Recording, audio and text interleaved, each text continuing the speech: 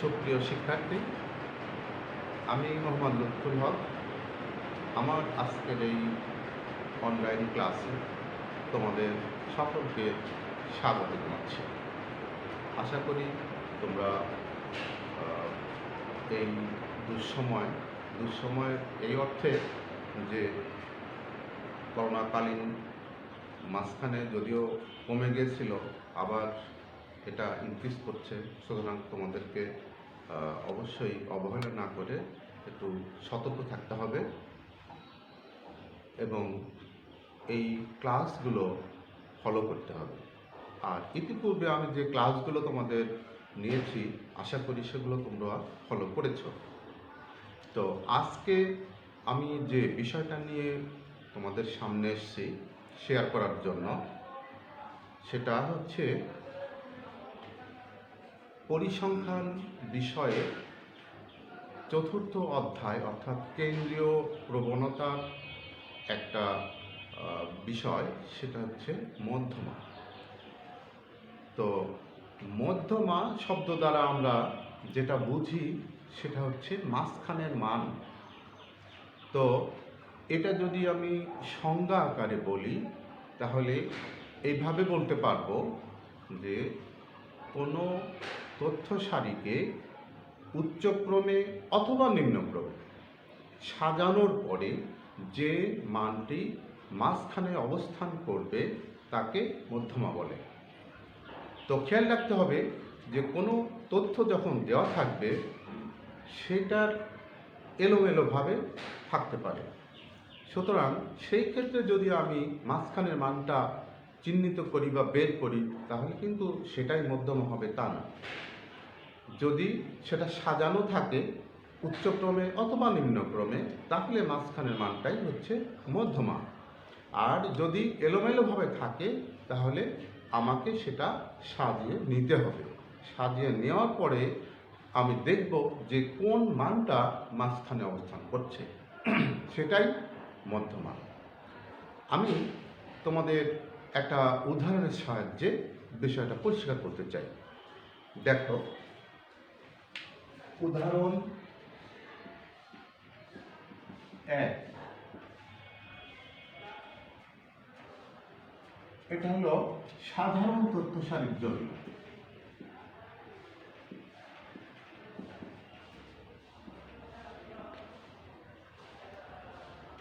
তথ্য সারির জন্য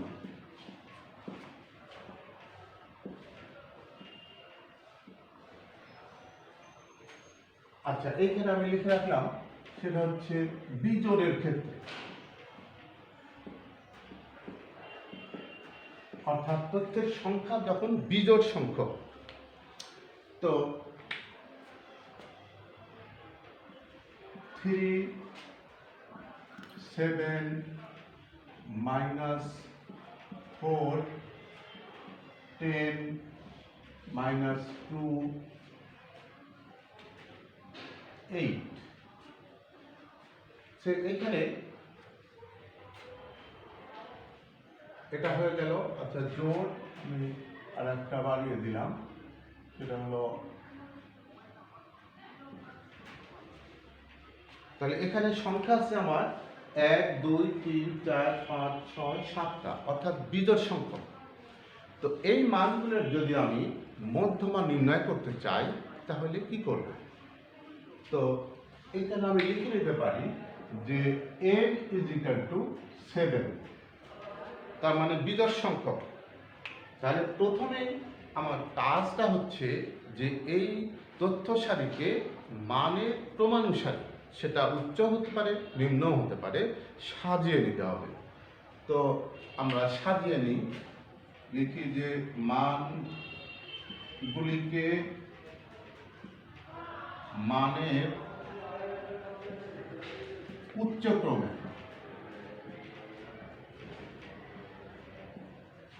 সাজিয়ে পাই।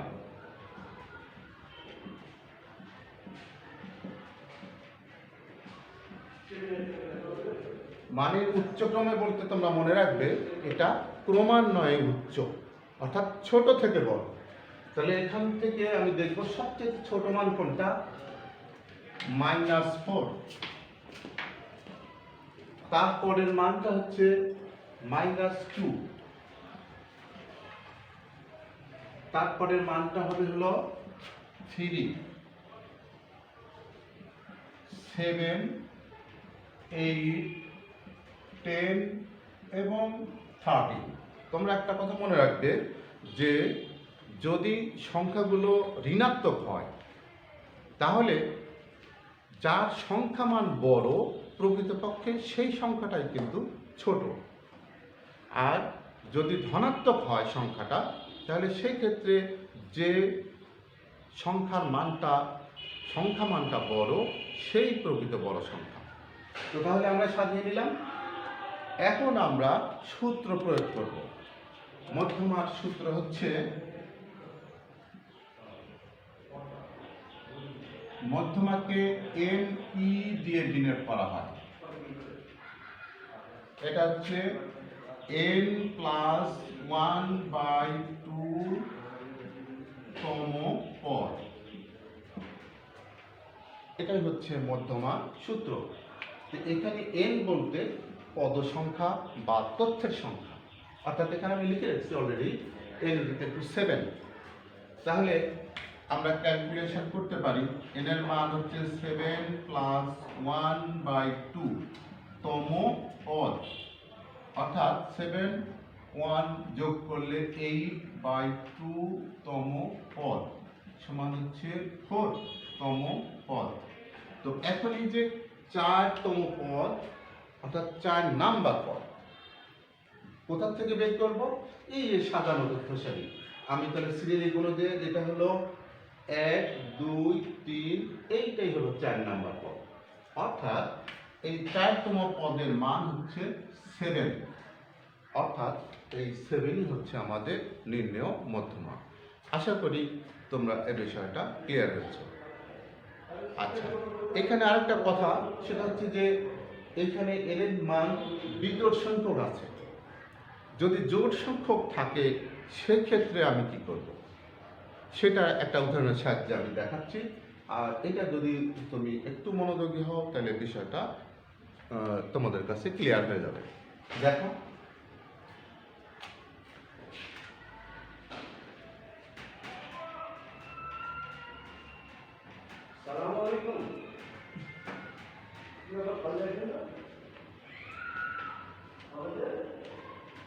আচ্ছা, এইটা উদাহরণ দিচ্ছি আমি হলো জোড়ের ক্ষেত্রে।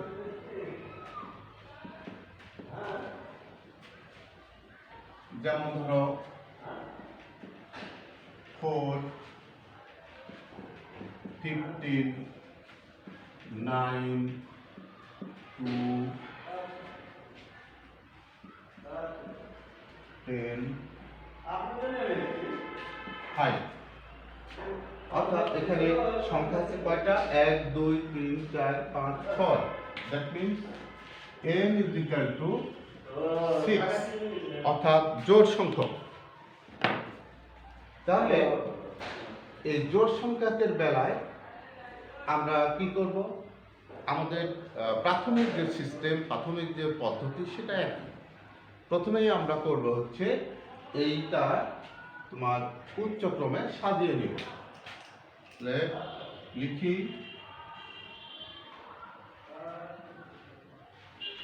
মানগুলিকে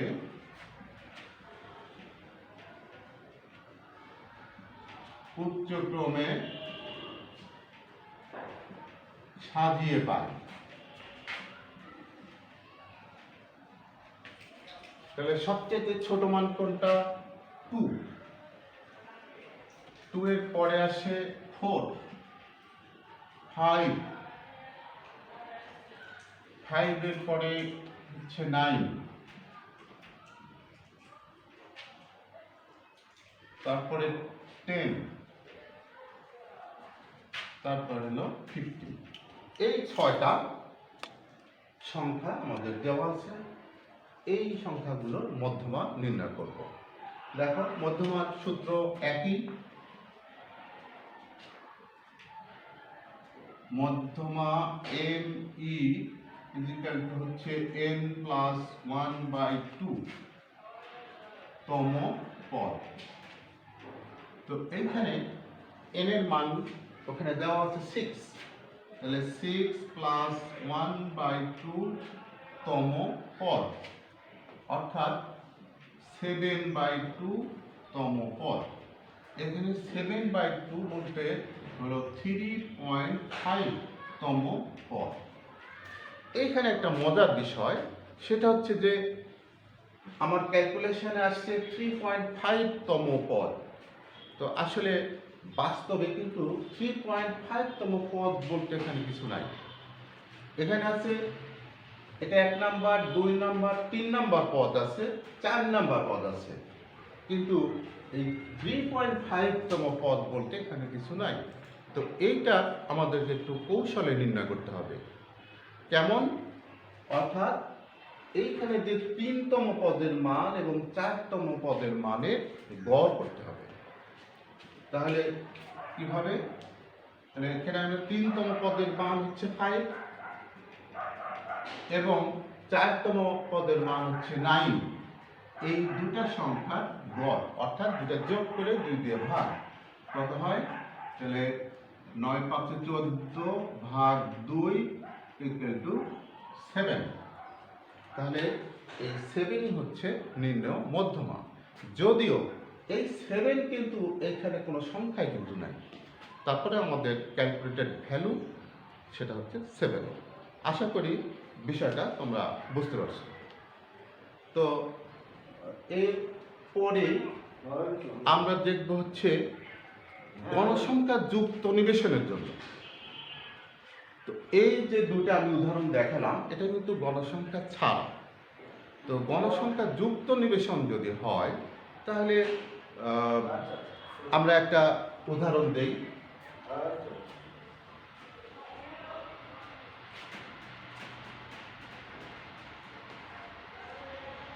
শেষ।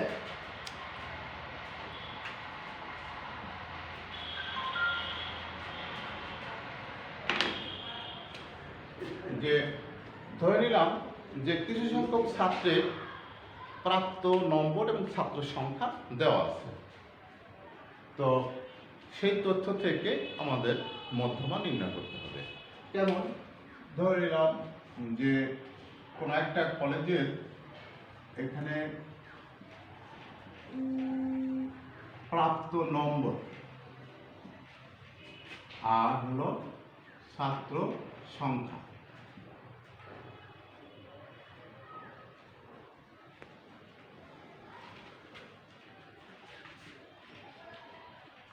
চল্লিশ, 45, 50, 60, 70, 80। ছাত্র সংখ্যা ধরলাম 2, এখানে 5, 10, 15, 4, এখানে 1। তাহলে এখানে মোট n কত হবে? 4 × 5 = 20, 30, 35, 37। তাহলে এখানে ছাত্র সংখ্যা হচ্ছে আমাদের 37 জন, যাদের গণসংখ্যা হচ্ছে এগুলো, আর তাদের প্রাপ্ত নম্বর হচ্ছে এইগুলো। এই ক্ষেত্রে আমরা দেখব যে এরকম একটা ডাটা থেকে যদি এদের মধ্যমা নির্ণয় করতে বলে, তাহলে আমরা কিভাবে করব? মধ্যমা নির্ণয় করতে গেলে এই গণসংখ্যা যুক্ত নিবেশনের ক্ষেত্রে আমাকে একটা বাড়তি কলাম করে নিতে হবে। সেটা হচ্ছে বাংলা বলা যোজিত গণসংখ্যা, বা ইংরেজিতে বলা সিএফ বা কিউমুলেটিভ ফ্রিকোয়েন্সি। তো এইটাই ছকটা কিভাবে করতে হবে? এটাকে আমরা x হিসাবে ধরে নিলাম, প্রাপ্ত নম্বরকে আমরা x হিসাবে ধরে নিলাম। আর এই কলামটা যখন আমি নির্ণয় করব, তখন সিস্টেমটা হচ্ছে যে এই প্রথম গণসংখ্যা এখানে বসবে, আর এই দুটোর যোগফল, দ্যাট মিনস এই 2 এবং 5, 5 আর 2 7, 7 এবং 10 যোগ করলে হয় 17, 17 আর 15 যোগ করলে হয় 32, 32 আর 4 যোগ করলে হয় 36 আর 1 37। তাহলে কলামটা কি কলাম? কিউমুলেটিভ ফ্রিকোয়েন্সি বা যোজিত গণসংখ্যার কলাম। তো এই ক্ষেত্রে আমাদের মধ্যমা নির্ণয়ের জন্য দুইটা স্টেপে করতে হবে। প্রথম স্টেপ হচ্ছে মধ্যমার অবস্থান। তাহলে দেখো এখানে যদি আমি লিখি যে মধ্যমার অবস্থান সমান হচ্ছে n/2 সমান 37/2 হলো 18.5।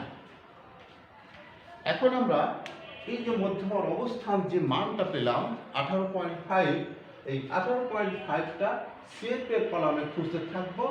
দেখা যায় যে 2 এর মধ্যে নাই, 7 এর মধ্যে নাই, 17 এর মধ্যে আছে। সুতরাং এই 17 সোজা সোজা যে প্রাপ্ত নম্বরটা পাবো আমরা, সেটাই হচ্ছে নির্ণেয় মধ্যমা। আমি আবার বলছি, এই 18.5টা আমি খুঁজবো সিএফ কলামে প্রথম থেকে, যেখানে পাবো এই 17 মধ্যে পাওয়া যাচ্ছে, এই 17-র অপোজিট যে সংখ্যাটা, যে মানটা, সেটাই মধ্যমা। তাহলে সুতরাং